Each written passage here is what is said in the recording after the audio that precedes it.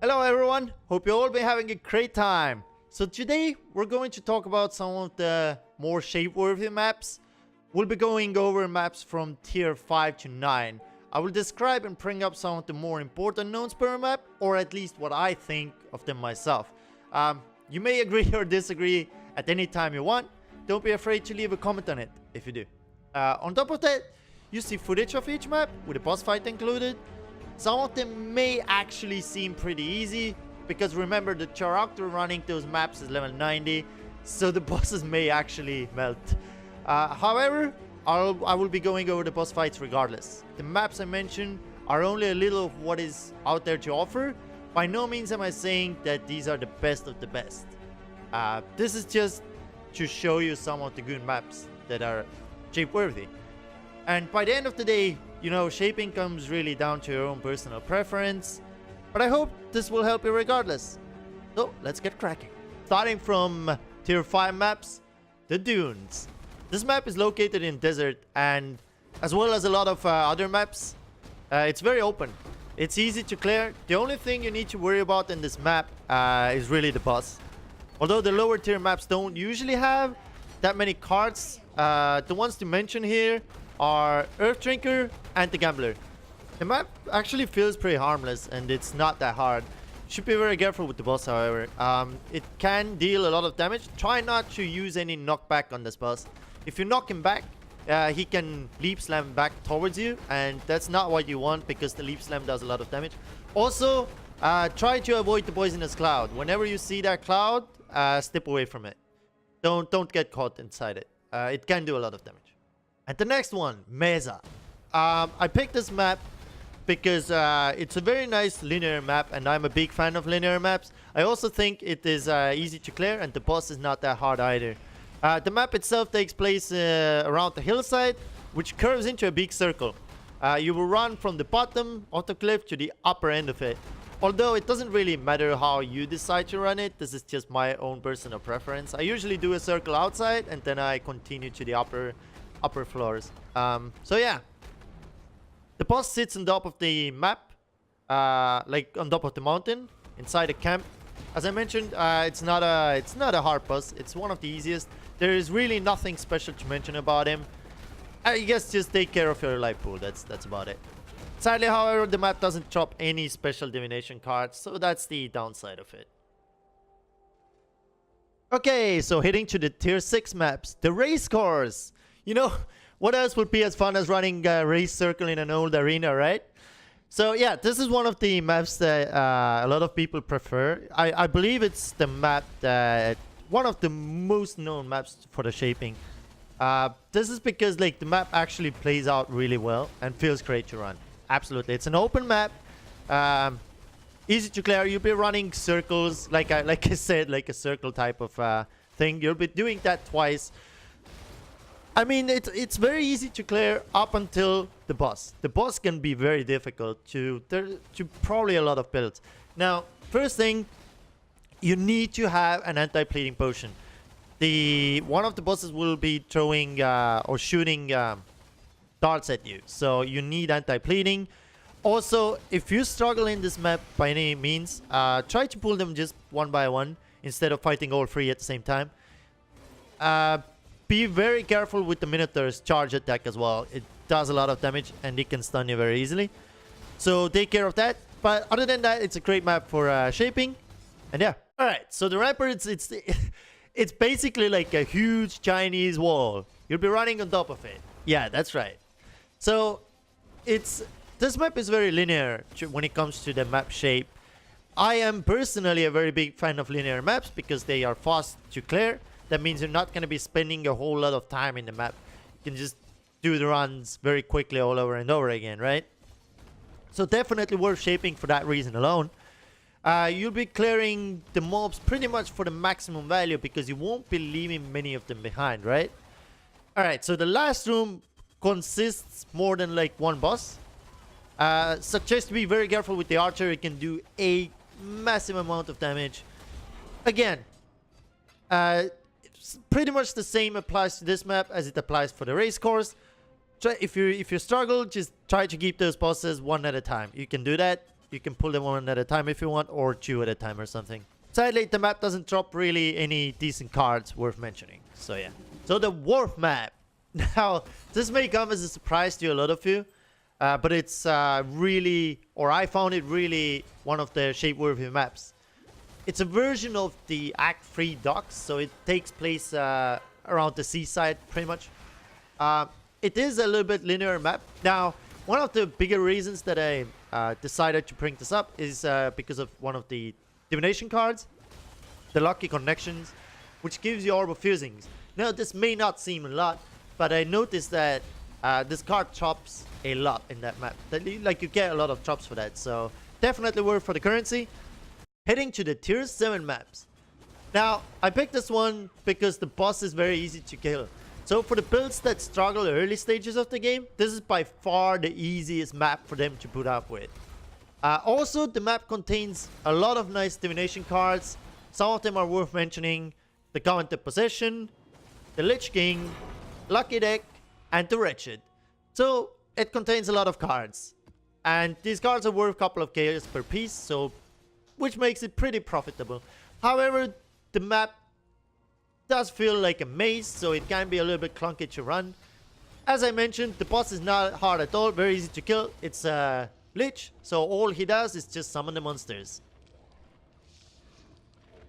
The Castle Ruins. Now this map has a real nice layout. However, the boss can be slightly hard to deal with for the melee since he can hit pretty hard.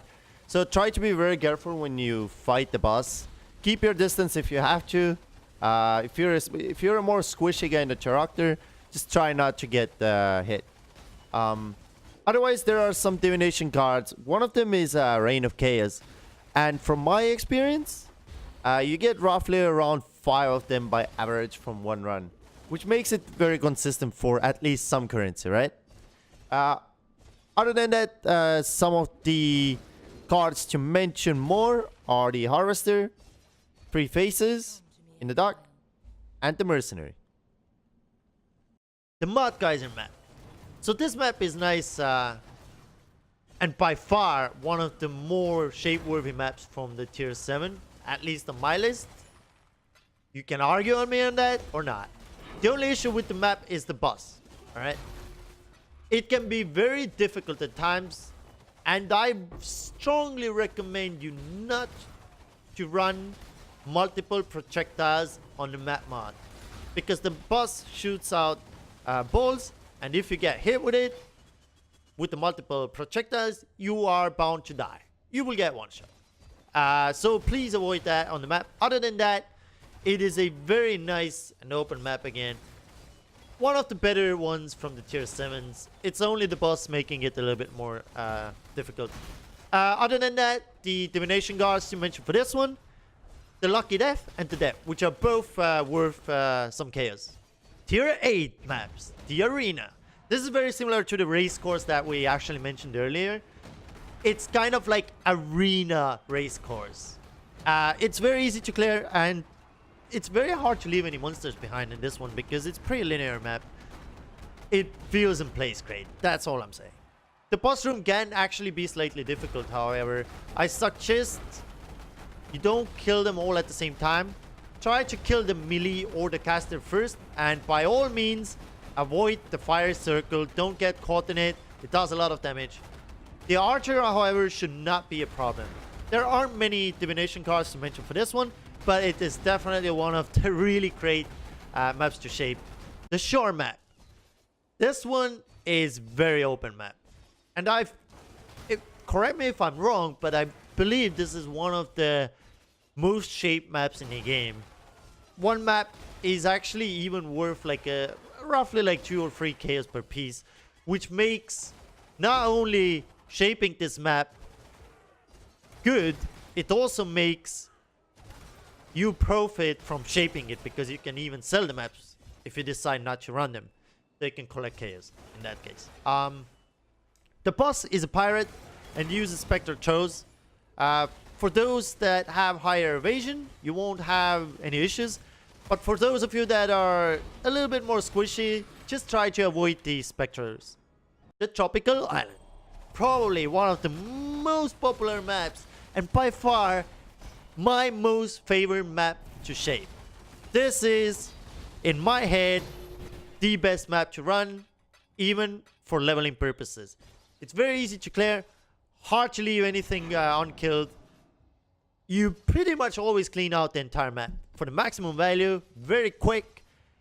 It's very open, feels awesome to run. But should you shape this? That's up to you, because you also want to keep some of the maps out there for, you know, other characters. So if you create a new character, you want to have the maps to run, right? So you might want to keep this as a leveling map by not shaping it, because once you shape it, this will be a tier 14. And the last but not least, tier 9 maps. Starting with the coves. It's nearly the same as shores, which I just mentioned earlier. Only that I rate this map a little bit better myself. It's again a very open map, which makes clearing a lot easier. Great map for breaches. Drop some good divination cards like the Vast, Formless Sea. Both are worth some chaos, which makes the map a little bit more profitable than the other ones. So for that reason alone, I rate this map a little bit higher than the shore. And the landscape is a little bit better as well, in my opinion. It's also great for the currency. The boss can be slightly difficult for some of the builds. Just try not to kill both of them at the same time. Again, you can just pull them one by one and kill them like that. Be very careful when running double unique monsters in this map. Especially at that time. Pull them one by one. The Reef Man. This one takes place on an island in the middle of a sea. Again, as most of the maps that I mentioned earlier, it's very nice and open, leaving this map actually a very great choice. It drops the same divination cards as the coves. This one also drops a well-worth card, such as the Formless Sea, making it probably one of the more profitable maps. This one is quick to run because it's open. It doesn't have any obstacles around the way, and easy to clear. It's probably, on my list, it's #1 choice for tier 9 maps for shaping. Again, this is my personal preference though, but this is my second most favorite map. It's very similar to the coast that I mentioned earlier. The boss is a dead pirate within a boat. There's nothing special to add about him. Very surprising to a lot of you out there, but the last map that I picked for this list is the Crone Shrine. This is very awkward pick because the boss at the end can prove to be very difficult. But regardless, I chose this map for a very clear reason, because of the cards. Now, there are a lot of good divination cards that drop in this map that are really worth it. And by shaping the map, you higher your chances for those cards to drop. However, like I said, it is very hard when it comes to the boss. For those that are more squishy builds, I wouldn't recommend this map for shaping. So the divination cards that make it so worthwhile are the Vinius Token, the Artist, the Dark Mage, the Emperor of Purity. And for that reason, I say it's worth it. But the boss is a pain in the ass. And on that note, I want to wrap this video up. I want to thank you all for watching. Leave a like if you want. Let me know what you think. Let me know what other maps you want to bring into this list. Also, like I said, there are so many other maps out there. I'm glad to read all the comments, answer them, have a discussion. And yeah, I wish you all a great one. And I'll catch you in another video.